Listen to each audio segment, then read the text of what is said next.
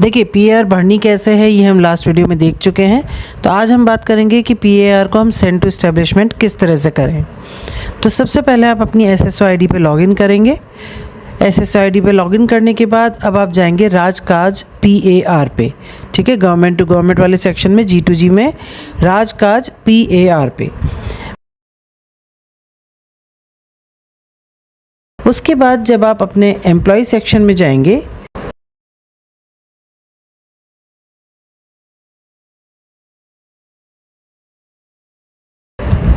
Employ corner के PAR employ corner पे जाएंगे। एम्प्लॉय कॉर्नर के पीएआर सेक्शन पे जब आप क्लिक करेंगे तो आपको करंट ईयर की पीएआर दिख जाएगी। उस पर आप क्लिक करेंगे सीन पर, ठीक है, उस पर आपको क्लिक करना है सीन पर।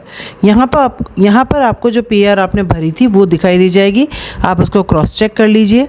उसके बाद उसका पार्ट टू में जो आपके जो सुपीरियर हैं, जो ऑफिसर हैं, उनके जो कमेंट्स हैं आप उनको चेक कर सकते हैं, ठीक है। That will be part two. Part one में जो आपने भरा था वो, और पार्ट टू में जो आपके ऑफिसर ने उस पर कमेंट या उस पर ग्रेडिंग डाली है वो आपको यहाँ पर दिख जाएगी, ठीक है। इसका एक एक पॉइंट आप ध्यान से देख सकते हैं। जो आपके ऑफिसर की जो कमेंट्स हैं आप उनको देख सकते हैं। उसके बाद आता है अपना पार्ट थ्री में जो रिपोर्टिंग ऑफिसर के रिमार्क या कलेक्टिव हायर अथॉरिटी है उनके सेक्शन है, उनका भी फाइनल कमेंट आप यहाँ पे देख सकते हैं। और उसके बाद आता है आपका पार्ट 4, आपकी जो फाइनल ग्रेडिंग आप उसको देख सकते हैं। और लास्ट में आप इसके लास्ट वाले सेक्शन में आप बता सकते हैं कि आप उस ग्रेडिंग से एग्री करते हैं या नहीं। उसको यस करने के बाद आप फाइनल सेंड टू एस्टेब्लिशमेंट पे क्लिक कर दें।